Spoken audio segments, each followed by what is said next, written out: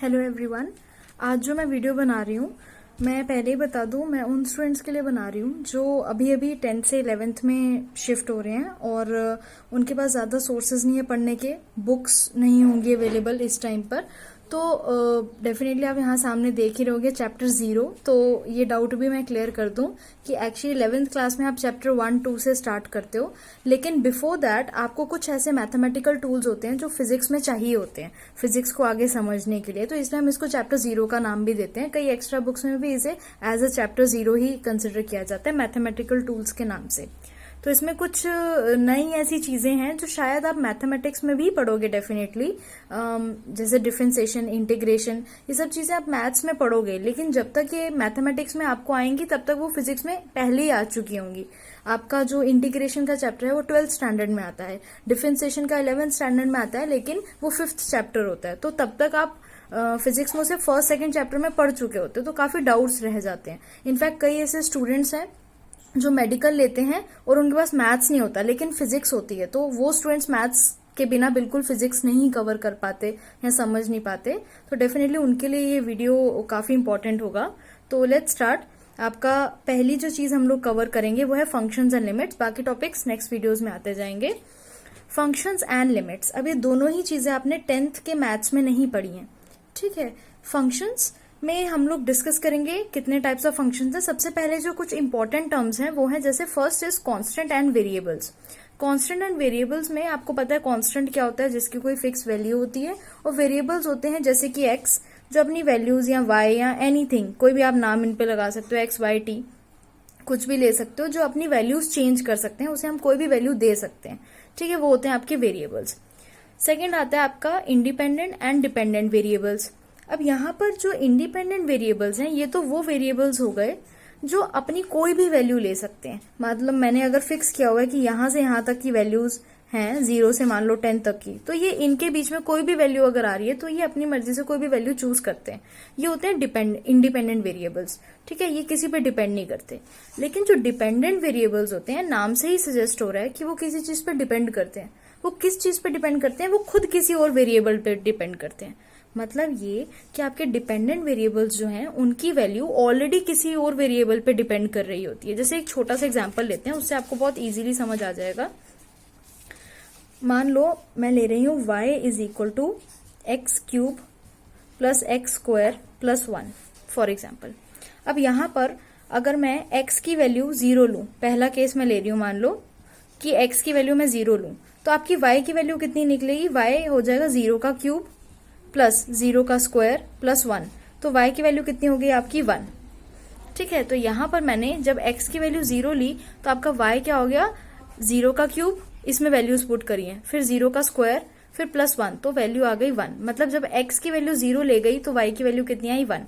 Similarly अगर मैं यहाँ पे x की वैल्यू 1 लूं, सेकेंड केस, तो आपकी y की वैल्यू क्या आ जाएगी? 1 का क्यूब प्लस 1 का स्क्वायर प्लस 1, तो ये हो जाएगा आपका y is equal to 1 plus 1 plus 1 is equal to 3। मतलब जैसे जैसे मैं x की वैल्यू चेंज कर रही हूँ वैसे वैसे आपकी y की वैल्यूज भी चेंज हो रही हैं। जब x की वैल्यू 0, y की 1, x की 1 तो y की 3। इट मीन्स कि आपकी y की जो वैल्यू है वो x के ऊपर डिपेंड कर रही है। तो ये एक y यहाँ पे क्या है? एक डिपेंडेंट वेरिएबल है, और x क्या है? इंडिपेंडेंट, क्योंकि x अपनी मर्जी से कोई भी वैल्यू चूज कर रहा है। जो भी हमने उसके लिए एक लिमिट रखी होगी कि x की वैल्यूज आप यहाँ से यहाँ तक ही ले सकते हो, तो वो उसी के अंडर अपनी वैल्यूज ले रहा है। लेकिन y अपनी सारी वैल्यूज जो है वो x के कारण निकाल पा रहा है, क्योंकि वो पूरा का पूरा ये जो रिलेशन है x और y के बीच में, तो ये y पूरा का पूरा x पे डिपेंड कर रहा है, ठीक है। ये होते हैं आपके डिपेंडेंट वेरिएबल्स। थर्ड आता है फंक्शन।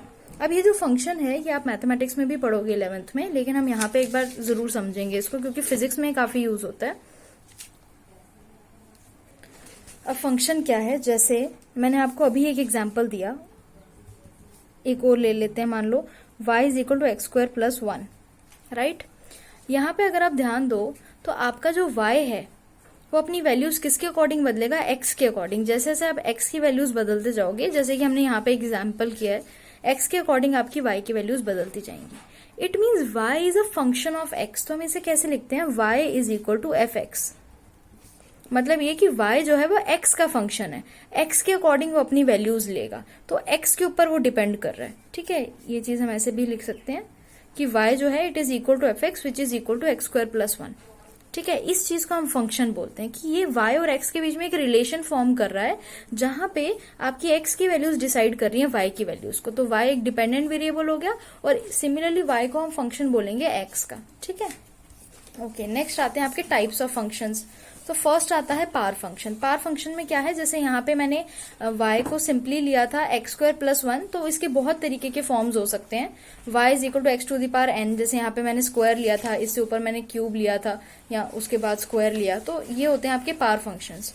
ठीक है, इसमें आप x को टू द पावर n पे ले सकते हो y को। सिमिलरली आते हैं ट्रिग्नोमेट्रिक फंक्शंस, ये 10th में डेफिनेटली बच्चों ने पढ़ा होता है मैथ्स में।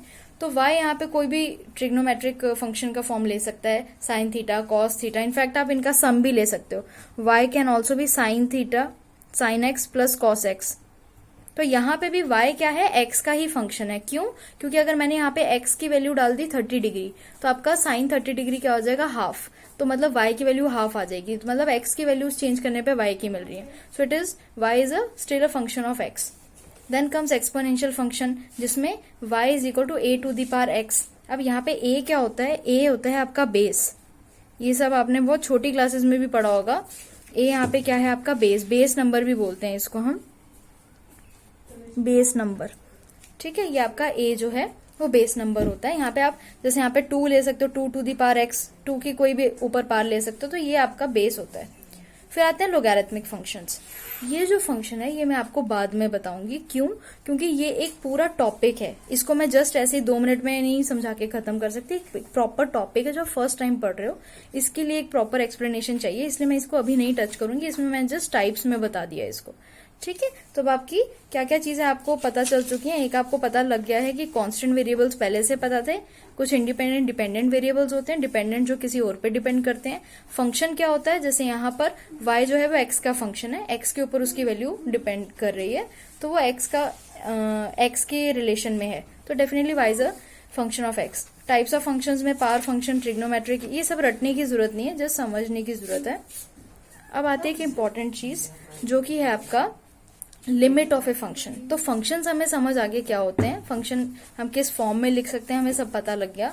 अब आता है लिमिट ऑफ ए फंक्शन। ये थोड़ा सा ट्रिकी है, इसको समझने के लिए हम लोग एक एग्जांपल लेंगे। सबसे पहले यहाँ पे मैं आपको ये बताऊंगी कि यहाँ पे एक मैंने फंक्शन लिखा है एफ एक्स, उसके आगे कुछ लिखा है मैंने, ये तो एल टी तो जो है capital L and small T, ये तो लिमिट लिखा है।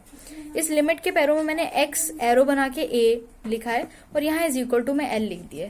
तो मैं फिलहाल आपको ये बताऊं कि इस फंक्शन के ऊपर मैं कुछ लगा रही हूँ, कोई लिमिट लगाने की कोशिश कर रही हूँ, ठीक है, जिसकी वैल्यू एल आ रही है। जैसे मैंने इस एफ एक्स के ऊपर ये लिमिट लगाई तो आपके पास कोई एक वैल्यू आ चुकी है एल। मान लो इस एफ एक्स के ऊपर कुछ भी लगा और वैल्यू आ गई 3। ठीक है, तो ये कोई चीज है, कोई ऐसा फंक्शन है जो इसके ऊपर एक्ट कर रहा है, ऐसी कोई चीज है जो इसके ऊपर एक्ट कर रही है और फिर उसको ये वैल्यू देनी पड़ रही है। ठीक है, यहाँ पे एक एग्जाम्पल लेते हैं, जैसे कि एक एग्जाम्पल है, जैसे ये मैंने वापस ऊपर लिख दिया ताकि हम कोरिलेट कर पाए बार बार। मान लो y is a function of x और ये मैंने कितना ले लिया है, x के टर्म्स में y को क्या ले लिया, x³ minus 8 upon x minus 2। अब यहाँ पर मैं x की 2 वैल्यू नहीं ले सकती। मैंने कहा था ना कि अगर x आपका इंडिपेंडेंट वेरिएबल है तब भी वो भले सारी वैल्यूज भी ले सकता है, तो भी उसकी कुछ लिमिट्स होती हैं। तो यहाँ पर वो 2 वैल्यू नहीं ले सकता। क्यों? क्योंकि अगर x ने वैल्यू 2 ले ली तो क्या हो जाएगा, आपका डिनोमिनेटर 0 हो जाएगा और ये क्या हो जाएगा, ये एक ऐसा फंक्शन हो जाएगा which can not be defined. ठीक है, तो इसलिए हम x को यहाँ पे 2 नहीं ले सकते। तो 2 के मतलब ये कि अब मुझे x की जो वैल्यू लेनी है, मैं 2 ना लेकर 2 के आसपास कोई भी वैल्यू ले सकती हूँ। मान लो मैं यहाँ पे लेती हूँ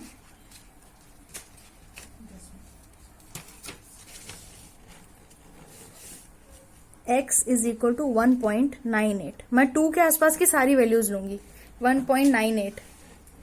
तो यहाँ पे वैल्यू पुट करते जाएंगे, तो F x is equal to 1.98 cube minus 8 upon 1.98 minus 2। ठीक है, इसकी वैल्यू आ जाएगी आपकी 1188। आप कैलकुलेशन में कर लेना। ठीक है, ये आ गया मेरा फर्स्ट केस। सेकंड मैं केस लेती हूँ जिसमें मैं मान लो x को ले रही हूँ 1.99, तो मेरा यहाँ पे जो fx होगा इट इज इक्वल टू 1.99 का क्यूब माइनस 8 अपॉन 1.99 माइनस 2, इसकी वैल्यू आ जाएगी आपकी 11.94। ठीक है, सिमिलरली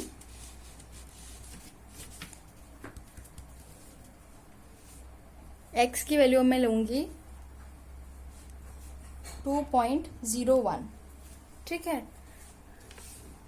2.01, यहाँ पे आपकी fx की वैल्यू क्या हो जाएगी 2.01 क्यूब माइनस 8 अपॉन 2.01 माइनस 2, इसकी वैल्यू आपकी, आप ये चीजें सिंपली कैलकुलेट कर लेना। ठीक है, अब मैंने यहाँ पर 3 वैल्यूज ली हैं। मैंने x की वैल्यू 2 नहीं ली क्योंकि 2 मैं ले नहीं सकती थी क्योंकि डिनोमिनेटर 0 हो जाता।